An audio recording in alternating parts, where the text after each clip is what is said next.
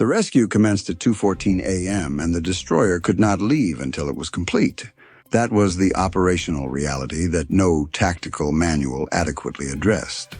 The ship had been dispatched on humanitarian grounds to recover 47 crew members from a Turkish bulk carrier that had struck an uncharted obstruction 2.1 nautical miles north of the island of Büyük Ada in the northern Aegean.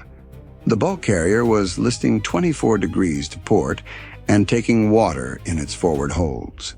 Its crew had deployed 3 life rafts and 2 lifeboats. The destroyer had arrived at 1:58 a.m., positioned itself in the 3.2 nautical mile wide channel between Büyük Ada to the south and the unnamed shallow water reef cluster to the north, and begun the recovery. At 2:14 a.m., 2 of the 3 rescue boats were in the water with 12 survivors aboard. The 3rd rescue boat had just reached the furthest lifeboat. The survivors in the water were between the destroyer and the stricken vessel, spread across a 900-meter arc. The channel geometry was the operational constraint. The 3.2 nautical mile wide opening between Büyük Ada and the reef cluster was the only navigable water in this area at the ship's draft. To the south, Büyük Ada, water depth insufficient for the destroyer's keel. To the north, the reef cluster charted as impassable for vessels drawing more than 4 meters. The destroyer drew 9.5 meters. To the east, the stricken bulk carrier, now listing 31 degrees and beginning its final descent. To the west, the only open water, but accelerating through the recovery zone while rescue boats were in the water, was not a survivable option for the people currently in the lifeboats. The destroyer could maneuver within the channel. It could not exit the channel without abandoning the rescue, and it could not accelerate without overrunning the rescue boats. At 2:19 a.m., the SPY-6 resolved 40 contacts on bearing 158 to 172, range 61 to 68 kilometers, altitude 450 meters, speed 185 kilometers per hour. 3 groups converging from the southeast. Profile consistent with Shahed-136 fixed-wing one-way attack platforms. The intelligence picture had been correct for 11 days and wrong for the past 6 hours. The destroyer's presence in the Aegean had been tracked by the same maritime surveillance network that operated throughout the theater. The rescue operation had been initiated on an emergency frequency that was monitored by the same signals collection infrastructure that watched everything in these waters. The transit to the recovery position, the channel entry, the deployment of rescue boats, the vulnerable positional hold, all of it had been observable from the moment the destroyer responded to the distress call. The adversary had understood one thing from watching the destroyer enter the Büyük Ada channel. For as long as the rescue was in progress, the ship could not maneuver at combat speed. It was committed to a position, to a heading, to a speed envelope dictated by the need to keep rescue boats and survivors from being overwhelmed by its own wake. The 3.2 nautical mile channel depth made maximum speed, evasive maneuver impossible. The rescue boats in the water made any significant speed increase a threat to the people the destroyer was trying to save. The channel was the trap. The distress call had opened it. The TAO read the contact picture at 2:19 a.m. and understood the geometry in full in approximately 8 seconds. His immediate problem was not weapons allocation. It was the rescue boats.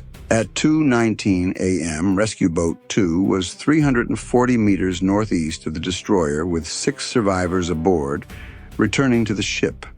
Rescue Boat 1 was 280 meters to the east with 6 survivors aboard, also returning. Rescue Boat 3 was 890 meters to the east-northeast, still at the second lifeboat, loading survivors.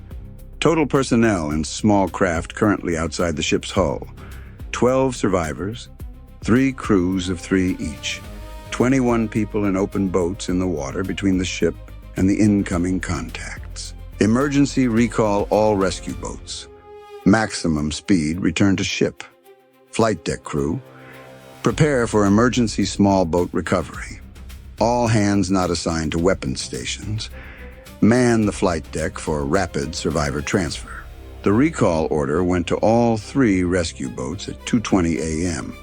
Rescue boats 1 and 2 acknowledged immediately and accelerated toward the ship. Rescue boat 3, still at the second lifeboat, had not finished loading survivors. 7 of 11 people from the lifeboat were aboard the rescue craft. 4 survivors were still in the lifeboat. The rescue boat, 3 coxswain, acknowledged the recall, assessed the situation, and called back. 4 more to come. 2 minutes. 2 minutes. The contacts were 11 minutes from SM-6 engagement range. The 2 minutes to finish loading survivors were operationally available. What was not operationally available was the uncertainty about what the rescue boat 3 situation would look like in 4 minutes if something changed. Continue loading. You have 90 seconds. After 90 seconds, detach from the lifeboat and return regardless of status. Do you understand? Understood. The lifeboat survivors and the rescue boat were 890 meters northeast of the destroyer. If an ESSM fired against an incoming contact detonated at close range, the overpressure and fragment radius at 890 meters was potentially lethal to personnel in an open craft.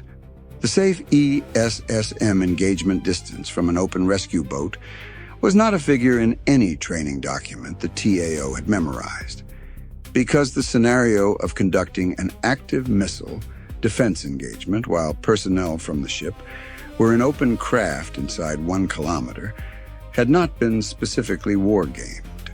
He was improvising the risk calculus in real time. Ship control. Take us to the southwest corner of the channel. Best speed consistent with boat safety. I want as much separation from the boats as the channel allows. The destroyer moved southwest at 8 knots, the maximum speed the channel geometry, and the rescue boat positions allowed. The repositioning created 400 additional meters between the ship and rescue boat 3 and opened the southern ESSM engagement arc away from the boat positions. Running count. 2:22 a.m., second 181, 40 contacts bearing 100C 58 to 172, range 58 kilometers, 185 kilometers per hour. Time to SM-6 range, 9 minutes. Rescue Boat 1, 180 meters east, returning 6 survivors. Rescue Boat 2, recovered alongside ship. Rescue Boat 3, 1,240 meters east, loading 4 survivors remaining in lifeboat. Ship, moving to southwest corner, 8 knots.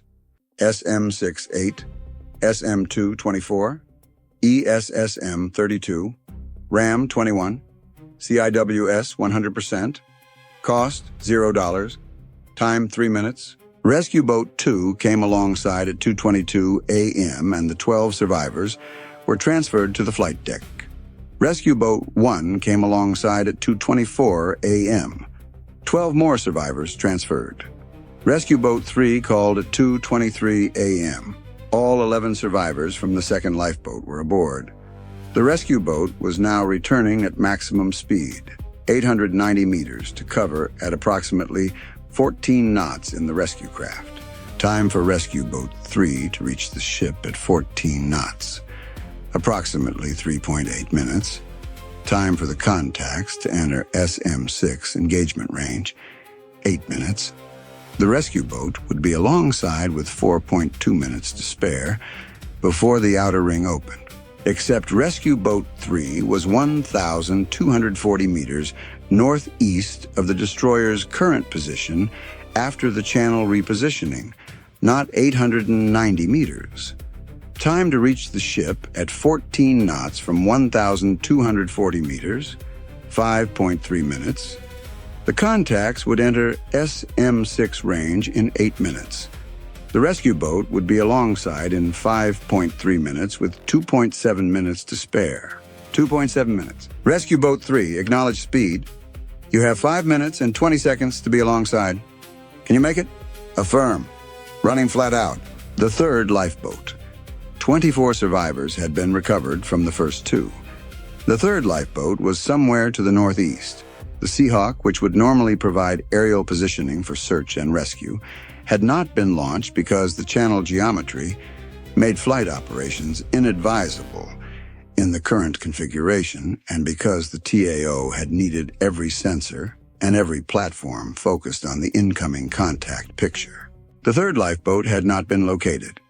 It had been reported as deployed from the bulk carrier at approximately 2 a.m., but had not been visually or radar confirmed since. It was drifting in the channel. It contained some number of survivors from the bulk carrier's complement. The manifest showed 47 crew total, 35 had been accounted for in the recovered lifeboats, and the life rafts the rescue boats had reached. 12 were unaccounted for. The third lifeboat was somewhere in the channel between the destroyer and the incoming contacts. The TAO did not know where. The contacts were coming from the direction of the third lifeboat's likely drift zone. This was the piece of the engagement that could not be solved by any weapon or any doctrine. If an ESSM fired against an incoming contact at 15 to 20 kilometers, detonated near a drifting lifeboat with 12 people aboard, the warhead initiation at that range would be lethal to unprotected personnel in an open craft. The engagement solution required the engagement to proceed against the contacts. The humanitarian situation required knowing where the third lifeboat was before the engagement commenced at close range. All stations, I need a visual or radar fix on the third lifeboat from the bulk carrier. It's drifting somewhere to the northeast. Any station with eyes or a radar return in that sector. Call it now. 4 seconds passed. Then the bridge watch reported, visual contact, bearing 028, range approximately 1,600 meters. Low profile, drifting, looks like a lifeboat. Bearing 028, range 1,600 meters. The incoming contacts were on bearing 165. The lifeboat was at bearing 028, roughly north-northeast from the destroyer, not in the direct approach corridor of the contacts. The contacts were coming from the south-southeast. The lifeboat was to the north-northeast. The engagement geometry, if the contacts maintained their current approach bearing, would keep all ESSM and RAM engagements in the southern arc away from the lifeboat, unless the contacts maneuvered. Unless the terminal electro-optical seekers reacquired a bearing that brought them north of their computed approach vector. Rescue Boat 3. As soon as you're alongside, you immediately redeploy to bearing 028, 1,600 meters. Life raft or lifeboat with possible survivors. You have the location. Running count. 2:26 a.m., second 449, 40 contacts, range 48 kilometers, 6 minutes to SM6 range. Rescue Boat 3, en route, ETA 2.8 minutes. Third lifeboat. Located, bearing 028, 1,600 meters. Drifting, survivor count, unknown. Channel geometry. Destroyer at southwest corner. SM6 8, SM2 24, ESSM 32, RAM 21, CIWS 100%. Contacts, all bearing 158 to 172. Cost, $0. Time, 7 minutes. Rescue Boat 3 came alongside at 2:27 a.m. The survivors were transferred to the flight deck in 41 seconds. The rescue craft redeployed to bearing 028, ordered immediately. The contacts entered SM6 engagement range at 2:31 a.m. SM6 cells, 1 through 6 against 6 lead contacts at 68 to 74 kilometers across the 3 incoming groups. 6 launches in 2.3 seconds. 4 intercepts, 2 misses, both misses from the rightmost approach group on bearing 172. Contacts that had descended from 450 to 80 meters altitude between the SM-6 launch and the terminal engagement phase, the altitude change compressing the SM-6 seeker's engagement geometry in the channel's coastal clutter environment. 36 contacts remaining, SM-6 cells 7 and 8. The last two SM-6 cells targeted against two contacts at 64 kilometers, whose approach vectors were the most direct to the ship's current channel position. Both intercepts, SM-6 inventory, 0, running count. 2:32 a.m., second 793, SM-6, 0. 34 contacts at 52 to 58 kilometers. Channel multipath, 2 spurious contacts removed from queue. Rescue boat 3, returned, survivors transferred. Redeploying to third lifeboat bearing 028. Rescue boat 1 and 2 aboard. SM-2 24. ESSM 32. RAM 21. CIWS 100%. Cost $16.8 million. Time 13 minutes. 34 contacts at 58 to 63 kilometers.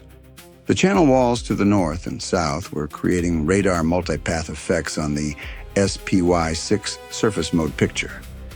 The island's terrain and the reef cluster's shallow water returns were producing false echoes that the fire control system was processing as additional contacts.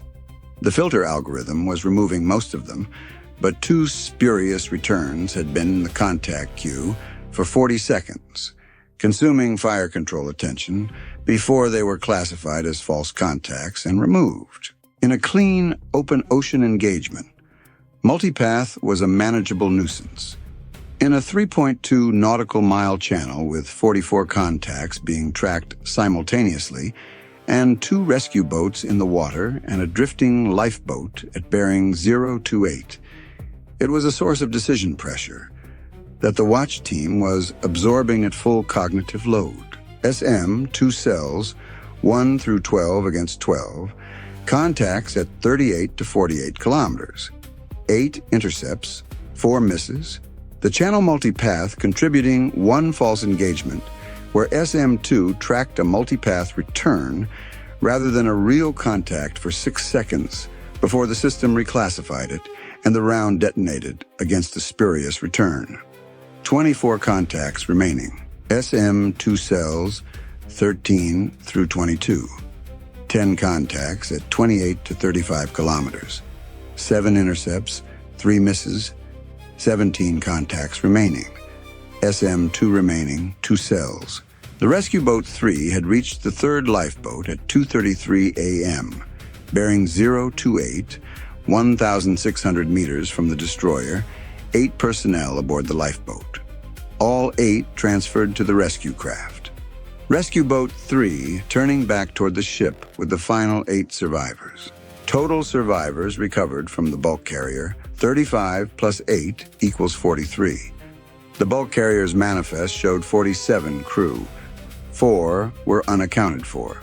The bulk carrier at this moment was at bearing 085 from the destroyer, listing 38 degrees, its forward holds flooded, its stern rising. The 4 missing crew members were either still aboard, already in the water, or in a location the rescue operation had not reached. Running count: 2:35 a.m., second 975, SM-60, SM-2, 2 remaining. 17 contacts at 22 to 28 kilometers. Rescue boat 3 at third lifeboat, loading 8 survivors. Third lifeboat. Confirmed bearing 028, 1,600 meters. Engagement bearing arc 158 to 172 southern. Lifeboat arc 028 northern. No overlap. ESSM 32. RAM 21. CIWS 100%. Cost $42.4 million. Time 16 minutes. The contacts were at 22 to 28 kilometers. ESSM range. The last 2 SM-2 against 2 contacts at 24 kilometers that had been sea skimming since the SM-2 outer phase, the most difficult engagement geometry for ESSM to handle. Both SM-2 intercepted. SM-2 inventory, 0. ESSM cells, 1 through 16 against 15 contacts at 14 to 22 kilometers. 11 intercepts, 4 misses. Channel multipath contributed to 2 additional ESSM false engagement events, brief diversions of the semi-active illuminator toward spurious returns that the system corrected within 2 to 3 seconds, but which introduced timing gaps in the illumination of real contacts. 2 contacts survived on bearings 161 and 168, the closest approach vectors to the ship's channel position. Running count: 2:36 a.m., second 1,329, SM-6 0, SM-2 0, ESSM 16 remaining, RAM 21, CIWS 100%, 6 contacts at 6 to 14 kilometers, Rescue Boat 3, returning with 8 final survivors, range 1,100 meters, third lifeboat, clear, 4 survivors still unaccounted from bulk carrier, contact bearing 161 and 168, priority threat, cost $55.6 million, time 17 minutes, ESSM cells, 17 through 24 against 8, more contacts at 7 to 12 kilometers. 6 intercepts, 2 misses, 1 contact at 22 meters sea skimming altitude, 1 contact executing lateral evasion inside 8 kilometers. 4 contacts inside 5 kilometers. RAM cells 1 through 8 against 4 contacts at 3.8 to 5.1 kilometers. 3 intercepts, 1 miss, 1 contact continuing on bearing 163, range 2.9 kilometers. Running count: 2:38 a.m., second 1,160, ESSM 8 remaining, RAM 13, CIWS 100%, 4 contacts at 2 to 4 kilometers. Rescue Boat 3 en route, 680 meters northeast. Final 8 survivors aboard rescue craft. Contact bearing 163, 2.9 kilometers. Rescue boat bearing 028, clear of engagement arc. Cost, $65.1 million. Time, 19 minutes. Rescue Boat 3 was at 680 meters northeast of the ship. The contact on bearing 163 was approaching from the southeast. The bearing was 136 degrees away from the rescue boat's position. The engagement geometry was clear. CIWS aft burst on the contact at 2,400 meters, 0.9 seconds, 67 rounds. Contact fragmented at 2,100 meters. Warhead initiated, the overpressure wave reached the rescue boat at 680 meters as a sharp, brief, concussive impact. The 3 rescue crew members in the boat described it as a compression felt in the chest and ears. The 8 survivors in the boat experienced the same. No injuries to any personnel in the rescue craft. CIWS forward and aft cleared the remaining 3 contacts in the southern approach arc over the next 140 seconds. 2 warhead detonations at 1,400 and 1,800 meters produced additional overpressure events felt throughout the ship and by the rescue crew at 680 meters, all within the threshold assessed as survivable for personnel in open craft at that range. All within the assessments the TAO had made in real time without a reference document under engagement pressure. At 2:40 a.m., Rescue Boat 3 came alongside and the final 8 survivors were transferred. 43 of 47 crew members from the bulk carrier were aboard the destroyer. 4 remained unaccounted for. At 2:41 a.m., the SPY-6 confirmed no further contacts within 15 kilometers. The engagement was over. The channel was clear. Running count: 2:41 a.m., second 1,622, all 40 contacts neutralized. Rescue Boat 3 aboard, 8 final survivors transferred. Total survivors, 43. 4 crew members unaccounted. SM-60, SM-20, ESSM, 8 remaining. RAM, 13. CIWS-4, 88%, aft, 82%. 3 overpressure events affecting rescue craft. No injuries to any rescue personnel or survivors. Cost, $68.4 million. Time, 22 minutes. Running count, 2:41 a.m., second 1,342. All 40 contacts neutralized. 3 CIWS overpressure events reached Rescue Boat 3.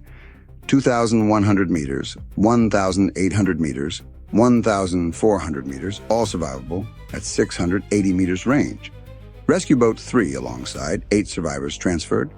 Total survivors, 43. 4 unaccounted. SM-60, SM-20, ESSM-8, RAM-13, CIWS-4, 88%, aft 82%. Cost $68.4 million. Time 22 minutes. The Seahawk launched at 2:43 a.m. for a search of the water around the sinking bulk carrier. The bulk carrier completed its final descent at 2:47 a.m., rolling to port through 70 degrees before the stern lifted and the vessel went down in 47 meters of water. The Seahawk located 2 life rings with 2 survivors clinging to them at 3:02 a.m., 400 meters west of the bulk carrier's last position. Both were recovered by 3:18 a.m. Total survivors, 45. 2 crew members unaccounted, presumed to have gone down with the vessel. The damage assessment at 4 a.m. showed no structural damage from the engagement. Multiple overpressure events had been absorbed without hull effect. The channel geometry had forced the engagement into a compressed arc that had kept all detonations in the southern and southeastern sectors, away from the lifeboat and rescue craft positions in the northern arc. Fragment damage, 12 minor impacts above the waterline on the port side from the CIWS close-range detonations. 1 crew member, a damage control technician who had been on the weather deck securing the life raft equipment at the time of the final CIWS engagement, sustained minor lacerations from fragment spray, treated and returned to duty. The magazine assessment at 4:15 a.m., SM-6, 0 of 8. SM-2, 0 of 24. ESSM, 8 of 32 remaining. RAM, 13 of 21 remaining. CIWS forward, 88%. CIWS aft, 82%. The outer ring and most of the middle ring expended. The engagement had been conducted from a constrained channel position with rescue operations ongoing, with a drifting lifeboat whose position had been unknown for the critical middle phase of the engagement, and with the additional cognitive load of managing a humanitarian operation simultaneously with a combat defense. The supply officer assembled the accounting at 6 a.m. 40 Shahed, 136 one-way attack platforms at $20,000 each. $800,000. Launch logistics, $60,000. Signals intelligence work to identify the rescue operation and coordinate the launch timing. Assessed at $100,000. Total adversary investment, approximately $960,000. U.S. munitions expended, 8 SM-6 at $2.1 million to $16.8 million. 24 SM-2 at $1.2 million to $28.8 million. 24 ESSM at $450,000 to $10.8 million. 8 RAM at $900,000 to $7.2 million. CIWS, $31,000. Total, $63.6 million. Exchange ratio, 66-1 in the adversary's favor. The ratio was in the standard range. The ratio did not capture what was specific about this engagement. What was specific was the 21-minute window between first contact detection and the final rescue boat coming alongside, the window during which the ship could not maneuver freely and could not commence full-rate weapons employment without potentially affecting the people it was trying to save. The adversary had exploited a humanitarian operation, not by targeting the survivors, by targeting the ship during the window when the ship's freedom of action was constrained by the obligation to protect the survivors. The distress call had not been manufactured. The bulk carrier was a real vessel with a real casualty and real crew members who needed rescue. The adversary had not caused the bulk carrier's grounding. They had observed it, recognized the constraint it imposed on the destroyer, and launched an engagement timed to the rescue operation's most vulnerable phase. The ship had succeeded at both missions simultaneously. 45 of 47 bulk carrier crew members were alive aboard the destroyer. All 40 contacts had been neutralized. No weapons system had failed. The engagement solution, improvised in real time against a scenario that had not been specifically wargamed, had worked. The 3 overpressure events that had reached Rescue Boat 3 at 680 meters had been within the range that the TAO had assessed as survivable, without a reference document. They had been correct. If any of those detonations had occurred at 350 meters rather than 680 meters, if the rescue boat had been 2 minutes slower returning to the ship, the assessment would have needed to be different, and the engagement sequencing would have changed in ways that might have allowed additional contacts through the defensive rings. The TAO document this in the after-action record. The engagement's outcome had been conditionally dependent on the rescue boat reaching a specific separation distance from the anticipated CIWS engagement zone before the CIWS engagement began. The condition had been met. The condition had depended on the coxswain of rescue boat 3 completing survivor loading in 90 seconds and then transiting 1,240 meters in under 5.3 minutes in a heavily loaded rescue craft in a 38-degree sea state in the Aegean at 2:30 a.m. It had been met by approximately 2 minutes and 40 seconds of margin. Emergency resupply transmitted at 5:44 a.m.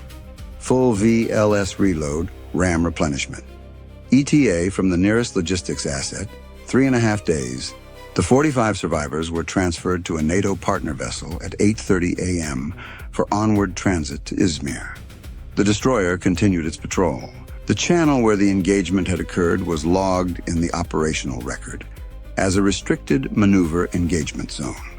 The flag that had been placed on that channel by the intelligence community, observable patrol constraints in confined waters near the Turkish coast, had been in the system for 11 months and had been assessed as a navigation notice rather than a threat indicator.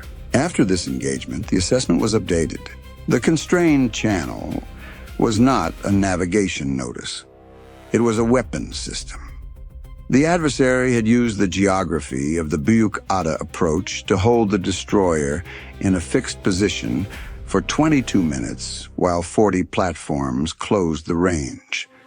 The island and the reef cluster and the shallow water had been more effective at constraining the ship than any electronic warfare or jamming system in the adversary's inventory. Geography. It was free. It was always there. And it had done what $960,000 in platforms could not have done on their own.